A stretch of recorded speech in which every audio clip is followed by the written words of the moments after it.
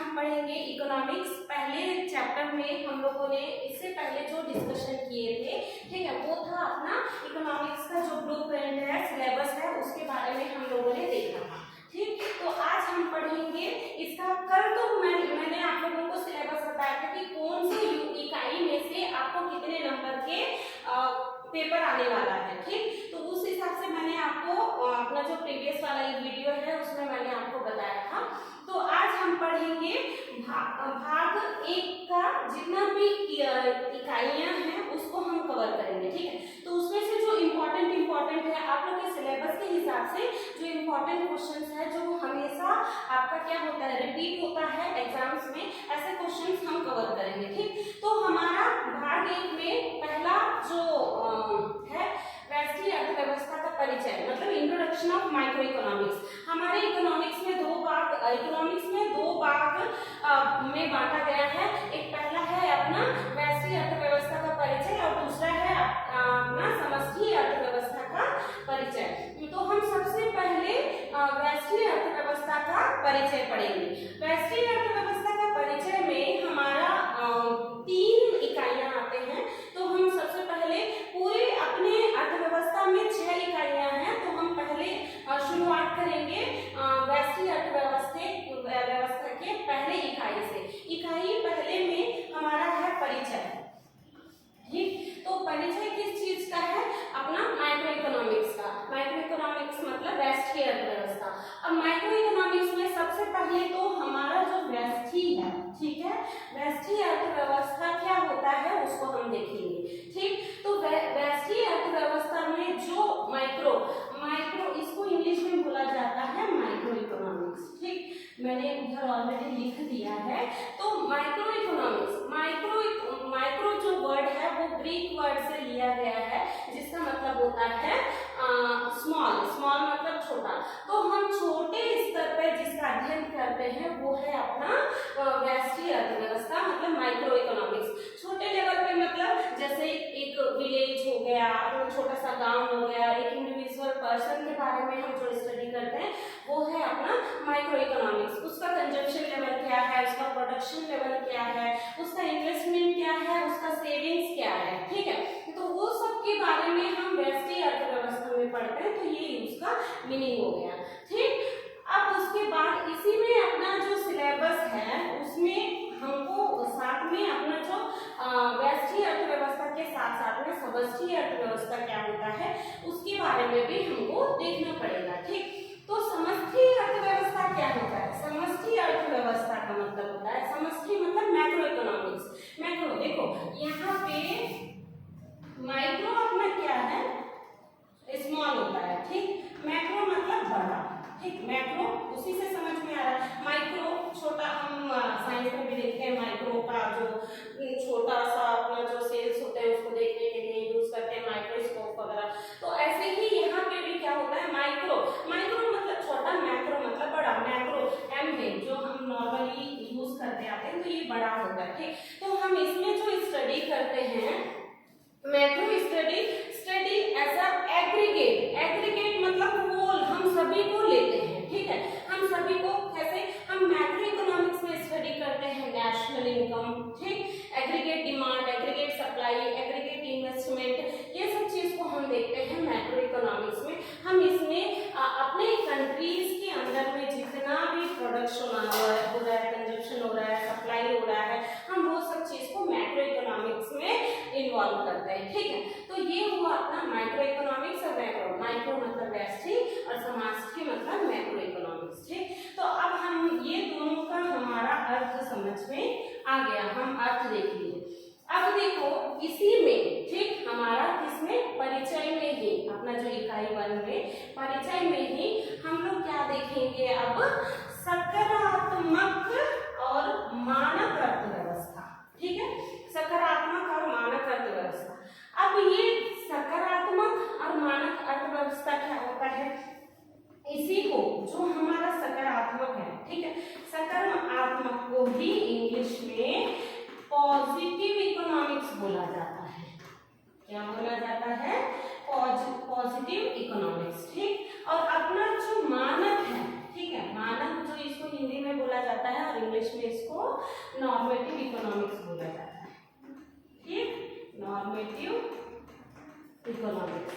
अच्छा ये बताओ, ये नॉर्मेटिव इकोनॉमिक्स तो सकारात्मक हमको समझ आ रहा है कि सकारात्मक लेके बोलने से क्या होता है कि हम उसके बारे में पॉजिटिव वे में हम पढ़ाई करते हैं, नॉर्मली ऐसा हम बोलते हैं। ठीक, सकारात्मक अर्थव्यवस्था और मानक अर्थव्यवस्था। तो सकारात्मक और मानक अर्थव्यवस्था हम थोड़ा सा इनको रब करते हैं तब थोड़ा सा जगह हो पाएगा। देखो समष्टि अर्थव्यवस्था के फादर जो हैं, ठीक है, क्या बोला जाता है ये में जनक, तो हमारे जो समष्टि अर्थव्यवस्था के जो जनक है J.M. किनाइन्स। ठीक, J.M. किनाइन्स है इनके अर्थव्यवस्था। देखो बेटा अगर आपको लिखना हो समष्टि अर्थव्यवस्था के जनक कौन है तो आप लोग लिख सकते हैं। ठीक, तो मैं इसको रब करती हूँ ताकि थोड़ा सा जगह हो, नहीं तो थोड़ा हौच-पौच हो जाता है। ठीक, तो देखो यहाँ पे हम देख रहे हैं सकारात्मक और मानक अर्थव्यवस्था। सकारात्मक मतलब पॉजिटिव इकोनॉमिक्स और मानक मतलब नॉर्मेटिव इकोनॉमिक्स। तो देखो हमारा डिफरेंस हम समझते हैं सकारात्मक और इसका, तो इसमें क्या फैक्ट्स एंड फिगर के ऊपर बेस्ड होता है। फैक्ट्स एंड फिगर देखो मतलब जो हमारा बहुत पहले से चलता आ रहा है, ठीक है, जो पास्ट है, प्रेजेंट है और फ्यूचर में क्या हो सकता है, इकोनॉमिक प्रॉब्लम्स। इकोनॉमिक प्रॉब्लम्स मतलब हमारे इकोनॉमिक्स में, अर्थव्यवस्था में बहुत सारे प्रॉब्लम्स क्रिएट होते हैं। अब प्रॉब्लम्स कैसे, परेशानी कैसे होता है, देखो हमारा जो रिसोर्सेज है, रिसोर्सेज मतलब क्या होता है, साधन। क्या होता है, साधन। साधन क्या है, कम है। साधन क्या है, कम है। साधन कम होने के कारण, साधन मतलब संसाधन, संसाधन मतलब रिसोर्सेस, ठीक है। स्कैर्सिटी ऑफ रिसोर्सेस सुने होंगे, रिसोर्सेस कम है। ठीक, रिसोर्सेस कम होने के कारण अब उसका उपयोग क्या है, बहुत ज्यादा है। आप लोगों को पता है कि हमारे इंडिया में पॉपुलेशन बहुत ज्यादा हो रहा है, उसका उपयोग बहुत हो रहा है, तो उस वजह से देखो संसाधन वैसे भी कम है और उसका जो उपयोग है वो बहुत ज्यादा है, तो उसको हम कितने अच्छे तरीके से यूज कर सके। तो यहाँ फैक्ट्स एंड फिगर के बेस है, ये सकारात्मक इकोनॉमिक्स ये बताता है कि जो प्रॉब्लम्स है, ठीक है, जो प्रीवियसली पहले से चल रहा है, अभी भी चल रहा है और आने वाले कल फ्यूचर में कब तक हो सकता है, वो सबके उसमें कितना प्रॉब्लम्स क्रिएट हो सकते हैं, परेशानियां, वो सब के बारे में कौन बताता है, अपना सकारात्मक अर्थव्यवस्था। ठीक है, अब मानक अर्थव्यवस्था में क्या होता है, मानक अर्थव्यवस्था में हम मान के चलते हैं कि हाँ ये प्रॉब्लम था तो ऐसे ठीक होना चाहिए। हम स्टेटमेंट्स के बेस पे, यहाँ पे हम क्या करते हैं, स्टेटमेंट मतलब, स्टेटमेंट का मतलब होता है कि जो भी इकोनॉमिस्ट है, ठीक है, जो इकोनॉमिस्ट है वो अपना स्टेटमेंट देता है, अगर ऐसा हो तो ठीक है, ऐसा होता तो ज्यादा अच्छा होता, इसमें और ये होना चाहिए, इन ऐसा बोला जाता है, क्या होना चाहिए, ठीक है, क्या होना चाहिए, किसमें बोला जाता है, अपना मानक अर्थव्यवस्था में। ठीक, और इसमें फैक्ट्स एंड फिगर के बेस में है कौन, अपना सकारात्मक अर्थव्यवस्था। ठीक, तो इसमें क्या होता है, जैसे अपना यहाँ एग्जाम्पल के लिए देखते हैं, एग्जाम्पल मतलब उदाहरण, ठीक है, उदाहरण के लिए देखते हैं हम किसमें, अपना सकारात्मक अर्थव्यवस्था में। सकारात्मक अर्थव्यवस्था में जैसे कि पॉपुलेशन बढ़ रहा है, increment in population in our India, हमारे यहाँ क्या होता है कि पॉपुलेशन पॉपुलेशन का मतलब जनसंख्या, ठीक है, जनसंख्या बढ़ रहा है। ठीक, तो वो क्यों बढ़ रहा है, ठीक है, मतलब वो बढ़ते जा रहा है, धीरे धीरे बहुत ज्यादा बढ़ते जा रहा है, तो उसको हम किस में लेते हैं, अपना सकारात्मक अर्थव्यवस्था में। अब देखो अपने मानक अर्थव्यवस्था में, मानक अर्थव्यवस्था में अगर जनसंख्या बढ़ रहा है तो उसको कुछ तो करेक्टिव मेजर्स लेना पड़ेगा, मतलब उसको कंट्रोल करना पड़ेगा, कम करना पड़ेगा, तो उस पर बात करता है अपना मानक अर्थव्यवस्था। ठीक है, तो ये हमारा टॉपिक इसमें खत्म हो गया, इसमें ये सकारात्मक और मानक अर्थव्यवस्था। अब हम देखते हैं, ये दोनों हो गया सकारात्मक और मानक अर्थव्यवस्था। अब इसी के अंदर में अपना देखो अर्थव्यवस्था क्या है, अर्थव्यवस्था देखो अर्थशास्त्र और इंग्लिश में अगर बोले इकोनॉमी, ठीक है। इकोनॉमी क्या है? इकोनॉमी एक ऐसा सिस्टम है, ये बोल सकते हैं, जिसमें कि हम अपना जो इकोनॉमिक एक्टिविटीज परफॉर्म करते हैं। इकोनॉमिक एक्टिविटीज मतलब कि ऐसे एक्टिविटीज जो कि हमको सरवाइव करने के लिए बेनिफिट्स प्रोवाइड करता है, हेल्प करता है। इकोनॉमिक एक्टिविटीज के अंदर में हम प्रोडक्शन को इंक्लूड कर सकते हैं, ठीक है। इकोनॉमिक एक्टिविटीज के अंदर में अपना प्रोडक्शन है, कंजप्शन है, इन्वेस्टमेंट है, डिमांड है, सप्लाई है, ये सब चीजों को हम इंक्लूड कर सकते हैं, ठीक है। हम देखो इकोनॉमिक एक्टिविटीज जो है, ठीक है, प्रोडक्शन, हम हमारा जो इकोनॉमिक एक्टिविटीज है, ठीक है, इकोनॉमिक एक्टिविटीज में हम मेन इसको परफॉर्म करते हैं प्रॉफिट अर्न करने के लिए। प्रॉफिट अर्न करने के लिए मतलब इकोनॉमिक्स एक्टिविटीज अगर हम परफॉर्म कर रहे हैं तो हम चाहते हैं उसमें से हमको फायदा हो। फायदा कैसे कि अगर हम बिजनेस स्टार्ट कर रहे हैं, अगर ऐसे नॉर्मल में देखें बिजनेस स्टार्ट कर रहे हैं तो ये इकोनॉमिक एक्टिविटी होगा, क्योंकि हम बिजनेस स्टार्ट करते हैं पैसा कमाने के पर्पज से। हमारे 1 रुपया को 2 रुपया, 2 रुपया को 3 रुपया, 3 से 4 5 ऐसे बढ़ाने का ही सोचेंगे, लेकिन कम नहीं करेंगे। तो ये अपना इकोनॉमिक एक्टिविटीज के अंदर में आएगा। तो यहाँ इकोनॉमी में हम इकोनॉमिक एक्टिविटीज परफॉर्म करते हैं, प्रोडक्शन, कंजप्शन, सेविंग्स, इन्वेस्टमेंट, ये सब चीजें क्यों परफॉर्म करते हैं? क्योंकि हम उससे पैसा कमाकर हम इकोनॉमी में हम सर्वाइव कर सकते, ठीक है, समझ आया? तो ये हुआ आपका अर्थव्यवस्था। अर्थव्यवस्था को इंग्लिश में इकोनॉमी बोला जाता है, ठीक। तो अब हमारा नेक्स्ट जो टॉपिक है, देखो टाइम कम है, हमको उसी टाइम में कवर करना है, तो इसलिए मैंने ऑलरेडी पहले से लिखा है कुछ पॉइंट्स, ठीक। तो अब देखो इकोनॉमी की केंद्रीय समस्याएं, ठीक है, central problems of an economy. Central problems of, इसको बोलते हैं इंग्लिश में central problems of an economy. तो देखो केंद्रीय समस्याएं हैं, ठीक, केंद्रीय समस्याएं हैं। अब केंद्रीय समस्याएं में अपन देखते हैं यहाँ पे, पहले इसको मैं मिटा देती हूँ ताकि कुछ जगह बने मैं समझा सकूँ, ठीक। तो यहाँ पे कितना प्रॉब्लम्स अपना, ये बहुत इंपॉर्टेंट क्वेश्चन है नॉर्मली, ठीक है, हमेशा हर साल पूछा जाता है अपना कि अर्थव्यवस्था की केंद्रीय समस्याएं क्या है। अब समस्याएं तो बहुत सारा है, समस्याएं बहुत सारा, वो कैसे? क्योंकि हमारे पास जो साधन है, ठीक है, साधन जो है, साधन मतलब संसाधन, रिसोर्सेज जिसको बोला जाता है, रिसोर्सेज क्या है हमारे पास? कम है, ठीक है। रिसोर्सेज कम होने की वजह से समस्याएं पैदा तो जरूर होंगी, क्योंकि हमारे इतनी जनसंख्या है कि सबको सब चीजें अवेलेबल नहीं हो पाता है, तो उस वजह से प्रॉब्लम तो शुरुआत होता ही है, क्रिएट होता ही है। तो ये तो कुछ प्रॉब्लम्स है अपने, क्या है उसको मैं बताती हूँ, ठीक। तो देखो यहाँ पे हम 3 समस्याएं देखते हैं, ठीक है। एक तो व्हाट टू प्रोड्यूस, ठीक है, क्या प्रोड्यूस करना है, what to produce, how to produce,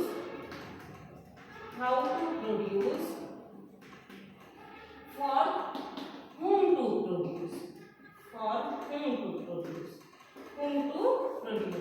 देखो यहाँ पे ये 3 मेन समस्या है अपने केंद्रीय समस्याएं, ठीक है। तो हमारा पहला है what to produce, how to produce, for whom to produce. For, देखो सबसे पहले है अपना हाउ टू प्रोड्यूस, मतलब कैसे उत्पादन करें, ठीक है, उत्पादन कैसे करें। अब देखो व्हाट टू प्रोड्यूस, ठीक है, क्या उत्पादन करना है, ये भी एक समस्या है, ठीक है। इकोनॉमी का एक बहुत बड़ा समस्या है कि क्या उत्पादन करना चाहिए। सबसे पहले हमको पता होना चाहिए कि हम जो उत्पादन कर रहे हैं, ठीक है, इकोनॉमी में हम जो भी उत्पादन कर रहे हैं उसका हमको पता होना चाहिए। अब पता होना चाहिए तो क्या पता होना चाहिए? आपकी या तो कंज्यूमर गुड्स प्रोड्यूस कर रहे हो, ठीक है, उपभोग के लिए ये जो उत्पाद आप प्रोड्यूस कर रहे हो, या फिर कैपिटल गुड्स प्रोड्यूस कर रहे हो, ठीक है, कैपिटल कंज्यूमर गुड्स, इसके अंदर में लिखते हैं कंज्यूमर गुड्स, ठीक, और दूसरा कैपिटल गुड्स, ठीक। अब देखो कंज्यूमर गुड्स और कैपिटल गुड्स क्या होते हैं, व्हाट टू प्रोड्यूस, हमको ये दोनों में डिसाइड करना पड़ेगा, ठीक। हमको डिसाइड ये करना पड़ेगा कि कंज्यूमर गुड्स में, ठीक है, आपका व्हाट टू प्रोड्यूस, आप क्या प्रोड्यूस करना चाहते हैं। या तो कंज्यूमर गुड्स मतलब डायरेक्ट हम उसको खाकर खत्म कर दें, ठीक है, उसको हम आगे का उपयोग नहीं कर सकते हैं, वो हुआ आपका उपभोग के गुड्स बोलते हैं, ठीक। अब दूसरा है आपका कैपिटल गुड्स। कैपिटल गुड्स हम फर्दर प्रोडक्शन के लिए यूज करते हैं, मतलब आगे के उत्पादन के लिए उस गुड्स को यूज करते हैं, मतलब रॉ मटेरियल, एक रॉ मटेरियल की तरह हम यूज करते हैं। दूसरा कोई भी उत्पाद बनाने के लिए हम कैपिटल गुड्स का यूज करते हैं, ठीक है। ये वो आपका व्हाट टू प्रोड्यूस में, ये भी परेशानी है, अगर हम इसको अच्छे से डिसाइड करेंगे तो वो भी इजिली हो जाएगा। और दूसरा हाउ टू प्रोड्यूस, हम कैसे करेंगे, ठीक है, हम कैसे उत्पाद को प्रोडक्शन को, ठीक है, कैसे उत्पाद को उत्पादन करेंगे। तो हम यहाँ पे क्या करते हैं अपना कि एक तो लेबर लगाएंगे, ठीक है, मजदूर लगाएंगे, या फिर हम मशीन का यूज करेंगे, ठीक है, मशीन यूज करेंगे। इसी को लेबर इंटेंसिव टेक्निक बोला जाता है, या फिर इसी को हम क्या कैपिटल इंटेंसिव टेक्निक बोला जाता है। तो देखो यहाँ पे जो मजदूर, तो दो समस्या है हमारे पास, या तो हम मजदूर यूज करेंगे या फिर अपना मशीन यूज करेंगे। देखो अगर मजदूर को यूज करेंगे तो आज के टाइम पे इतना टेक्नोलॉजी चेंज होते जा रहा है, तो उस कंडीशन में हमको प्रॉब्लम क्रिएट होगा। अब मजदूर का यूज करेंगे, उन लोग हाथ से बनाएंगे चीजें, तो बहुत टाइम लगेगा वो चीज, तो टाइम कंज्यूमिंग है। तो फिर क्या करेंगे, हम मशीन का यूज करेंगे। मशीन का यूज करेंगे तो फिर वहाँ लेबर का थोड़ा बहुत भी हम उसमें उपयोग नहीं कर रहे हैं, तो लेबर बेरोजगार हो जाएंगे। अपने इंडिया में वैसे भी बेरोजगारी की तो कमी नहीं है, तो बेरोजगार हो जाएंगे। तो यहाँ पे, ठीक, यहाँ क्या होगा, आपको मशीन का भी इन्वॉल्वमेंट करना है, मतलब मशीन का भी उपयोग करना है और फिर अपना मजदूर का भी उपयोग करना है, तब जाके हम जो प्रोड्यूस कर रहे हैं दोनों लोग उसमें बराबर क्वांटिटी में इंक्लूड रहेंगे, ठीक है। तो दोनों को मजदूरी मिलेगी। अपना मशीन का यूज करेंगे तो हमारा जल्दी प्रोडक्शन हो जाएगा, मजदूरी का यूज करेंगे तो कम से कम हमको रोजगार तो मिलेगा। तो ये दोनों को हाउ टू प्रोड्यूस, तो हम कैसे इसका यूज करके हम इनका उपयोग करके उत्पादन करना चाहते हैं या इनका, वो अपने ऊपर है, हमको डिसाइड करना है, ठीक। अब दूसरी बात, तीसरी बात ये आती है, अपना पहला तो हुआ था व्हाट टू प्रोड्यूस, दूसरा है, ठीक, अब उसके बाद तीसरा देखते हैं फॉर होम टू प्रोड्यूस, किसके लिए उत्पादन करना है। अब किसके लिए उत्पादन करना है ये भी बहुत बड़ा समस्या है, अपने को देखना पड़ेगा कि किसके लिए उत्पादन करना है। तो यहाँ पे हम देखेंगे किसके लिए उत्पादन है, ठीक है, इसी में ऊपर में लिख देती हूँ थोड़ा सा, या तो रिचर सेक्शन, ठीक, रिचर सेक्शन मतलब रिचर सेक्शन या पुअर या फिर मिडिल सेक्शन, ठीक है, शॉर्टकट में लिख देती हूँ, या पुअर। रिचर सेक्शन मतलब क्या अमीरों के लिए हम प्रोडक्शन करेंगे, उत्पादन करेंगे, या फिर जो मिडिल सेक्शन के लोग हैं, ठीक है, अपना जो मिडिल फैमिली बोलते हैं उनके लिए अपन उत्पादन करेंगे, या फिर पुअर मतलब जो गरीब है या उनके लिए। तो हमको डिसाइड करना पड़ेगा फॉर होम टू प्रोड्यूस में हम किनके लिए उत्पादन कर रहे हैं। अगर हम पुअर के लिए कॉन्सेंट्रेशन, अगर एकदम गरीबों के हिसाब से उत्पादन करेंगे तो बाकी लोगों के लिए हम सप्लाई नहीं कर पाएंगे, ठीक है, पूर्ति नहीं कर पाएंगे, तो फिर उन लोग फिर डिमांड करेंगे तो भी प्रॉब्लम है। या फिर हम मिडिल फैमिली के लिए उत्पादन करेंगे तो फिर इनके लिए हम अवेलेबल नहीं करा पाएंगे, या फिर रिचर सेक्शन के लिए नहीं करा पाएंगे। तो ये भी बहुत बड़ी प्रॉब्लम है। तो हमको इकोनॉमी में सबसे पहले स्टडी करना पड़ेगा, जांचना पड़ेगा, परखना पड़ेगा कि किनको कितना डिमांड है, किनको कितनी आवश्यकता है, उसके हिसाब से हमको प्रोडक्शन करना है, ठीक। तो अब ये हो गया अपना केंद्रीय समस्याएं, ठीक। अब देखो यहाँ पे उत्पादन संभावना वक्र, ठीक है, उत्पादन संभावना वक्र, production possibility curve. Production possibility curve ये बताता है कि देखो प्रोडक्शन पॉसिबिलिटी कर्व हम ये देखते हैं प्रोडक्शन पॉसिबिलिटी कर्व में कि हमारा ये बहुत इंपॉर्टेंट क्वेश्चन है, ठीक है, ये आप लोग टिक कर लो। प्रोडक्शन पॉसिबिलिटी कर्व वो नॉर्मली हमेशा हर एग्जाम में आता है, ठीक, तो इसको हिंदी में बोला जाता है उत्पादन संभावना वक्र, ठीक है, प्रोडक्शन पॉसिबिलिटी कर्व। अब देखो ये कॉम्बिनेशन ऑफ टू गुड्स, ठीक है, कॉम्बिनेशन ऑफ टू गुड्स हमारे पास इसका जो प्रोडक्शन पॉसिबिलिटी कर्व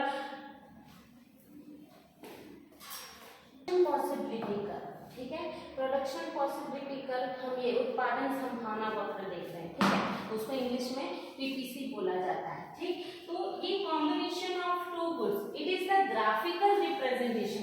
हम जो ऐसे रिप्रेजेंट करते हैं ना, ये वाई एक्सिस है, ये एक्स एक्सिस है, ठीक, ये जीरो है, हम जो ऐसे रिप्रेजेंट करते हैं इसको हम बोलते हैं ग्राफिकल रिप्रेजेंटेशन, ठीक है। तो इसको graphical representation of two goods. अब देखो हम इसमें प्रोडक्शन पॉसिबिलिटी का मतलब प्रोडक्शन, या तो हम क्या यहाँ पे जैसे वस्तु x लेते हैं, वस्तु y लेते हैं, ठीक, तो या तो हम इसको बढ़ा सकते हैं या फिर इसको बढ़ा सकते हैं। जैसे एक का प्रोडक्शन कर रहे हो तो आप इसको, जैसे इसका प्रोडक्शन 10 कर रहे हो तो इसका आप करोगे 9, ठीक है, फिर या तो इसको क्या बोलते हैं, मान लेते हैं इसको आप बढ़ा रहे हो, ठीक है, 9 हो गया तो इसको करोगे आप 10, फिर ये 8 हो गया तब इसको आप 11, तो या तो आप इसको बढ़ा सकते हैं या इसको बढ़ा सकते हैं, ठीक, ये आपका क्या है प्रोडक्शन पॉसिबिलिटी का। आपके पास इसमें क्या होता है, रिसोर्सेस कम होता है, ठीक है, रिसोर्सेस कम होता है तो मतलब आपके पास लैंड जो है, जमीन जो है वो कम रहेगा और आपके पास टेक्नोलॉजी भी उतना ही रहेगा, ठीक है, टेक्नोलॉजी भी आपके पास कम रहेगा। आपके पास रिसोर्सेज कम है, मतलब जो भी आपके पास लैंड रहेगा वो कम रहेगा, टेक्नोलॉजी भी कम रहेगा, उसको उपयोग करते हुए आपको रिप्रेजेंट करना है, ठीक है, उतने में ही आपको शो करना पड़ेगा। तो आपका पॉसिबिलिटी क्या है, किसमें ज्यादा है, आप इसको देखकर आप उसको क्या करोगे, अपना प्रोडक्शन।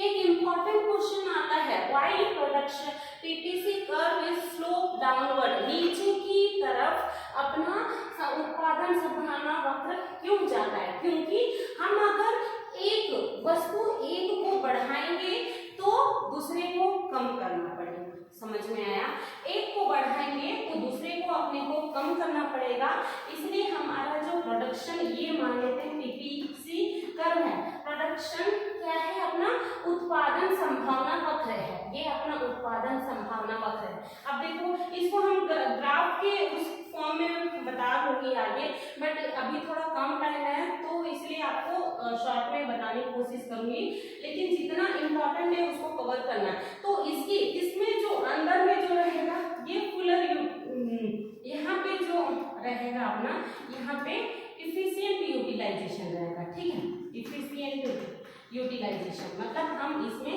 अच्छे से रिसोर्सेज का उपयोग कर रहे हैं। यहाँ पे इनएफिशिएंट, इसके अंदर में इनएफिशिएंट यूटिलाइजेशन, और फिर इधर उसका कोई मतलब नहीं है, यूटिलाइजेशन ही नहीं होता है, ठीक। तो ये एक्स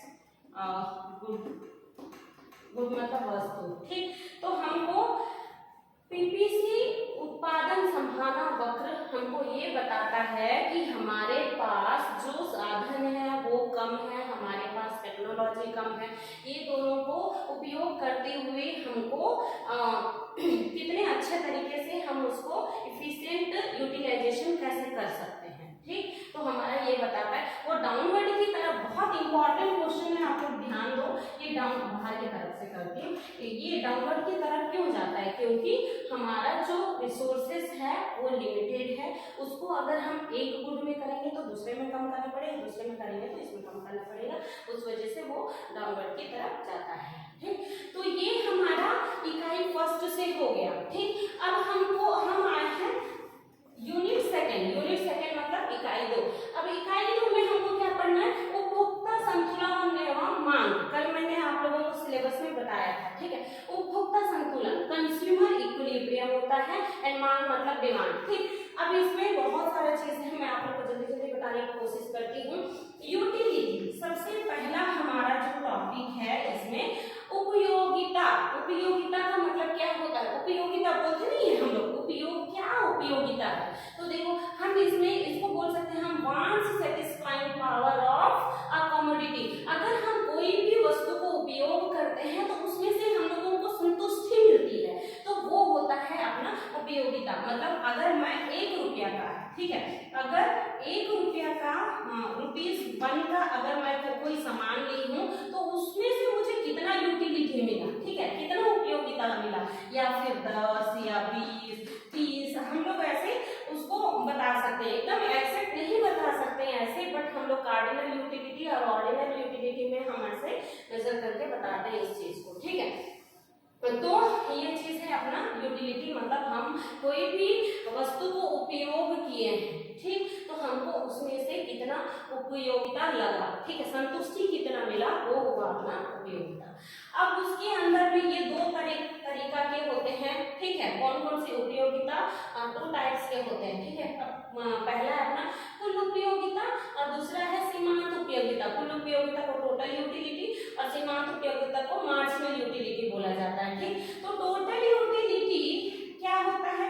टोटल यूटिलिटी का मतलब होता है हम कोई भी वस्तु को उपयोग करते हैं, तो अब देखो हम 1 वस्तु को उपयोग किए, 2 वस्तु को उपयोग किए, 3 वस्तु को, 4 वस्तु को, 5 वस्तु को, तो हम ये जितना वस्तु को उपयोग किए हैं, इसका प्लस इसका प्लस इसका प्लस इसका प्लस, तो ये 5 वस्तुओं को उपयोग किए हैं, उसमें से जितना संतुष्टि हमको मिला वो हुआ अपना क्या?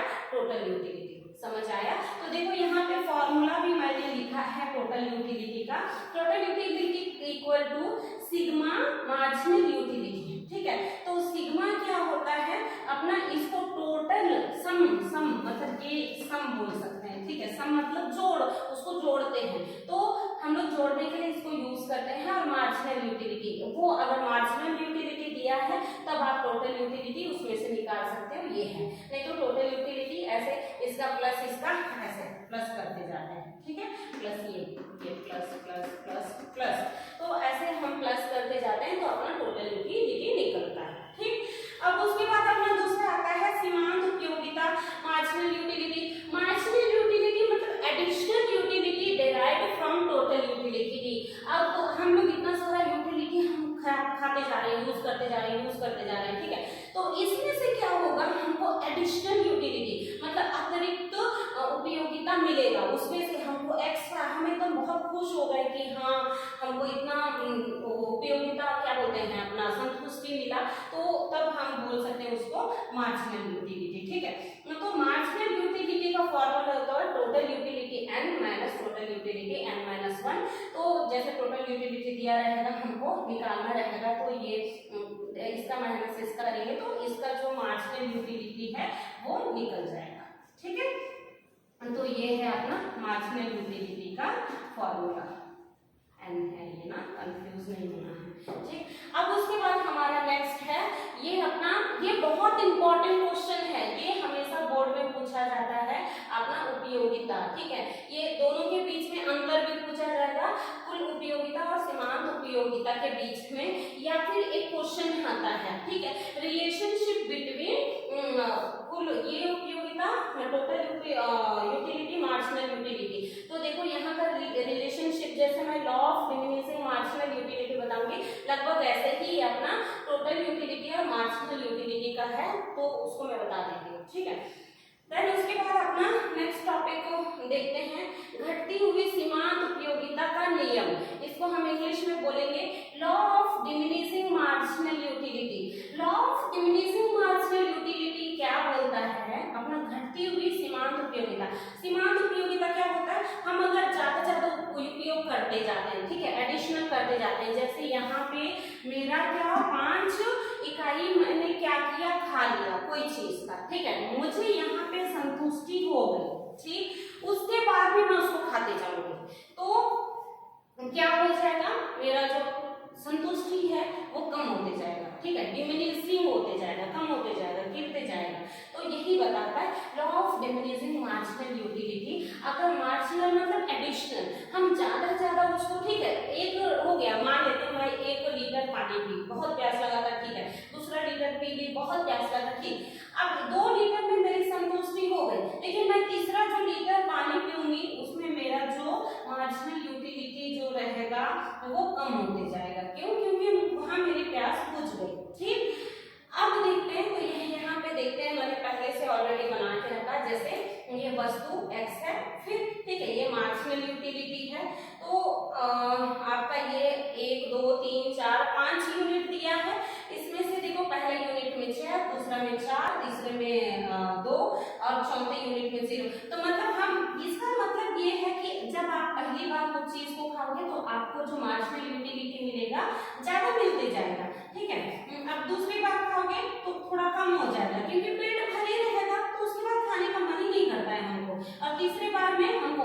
और कम हो जाता है, ठीक है, मतलब जबरदस्ती टाइप का, फिर चौथे बार में वो 0 हो जाता है, बिल्कुल मन नहीं करेगा, अब पांचवी बार में फिर आप खाओगे तो वो नेगेटिव में चला जाएगा, मतलब कोई मतलब नहीं होगा, या तो फिर वॉमिटिंग हो जाएगा, उल्टी हो जाएगा, या कुछ हो जाएगा, तो जबरदस्ती खाते हैं तो ये हालत हो जाता है। ठीक, अब इसको हम क्या करते हैं, ग्राफ में प्रेजेंट करते हैं। ठीक है, ये y एक्सिस है, ये x एक्सिस है, ये 0 है, इसको जैसे ये जो है मार्जिनल यूटिलिटी, ये अपना मार्जिनल यूटिलिटी है, ये x गुड है, इसको हम इधर से प्रेजेंट कर देते हैं। देखो, एक जब था, ये 1 था तो ये 6, ठीक, और जब 2 था तो ये 4, ये जब 3 था ये हो गया, फिर ये 4 में, ठीक है, ये 4 में मतलब ये 0 में हो गया, फिर पांचवें बार में खाया तो ये माइनस में चला गया। ठीक है, तो ये अपना law of diminishing marginal utility है, इसको ऐसे एक्सप्लेन करना है। ये तो एक तो आपको ये शेड्यूल, मानचित्र जिसको बोलते हैं, ठीक है, इसको तो आपको लिखना है, फिर इसको डायग्राम बनाना है,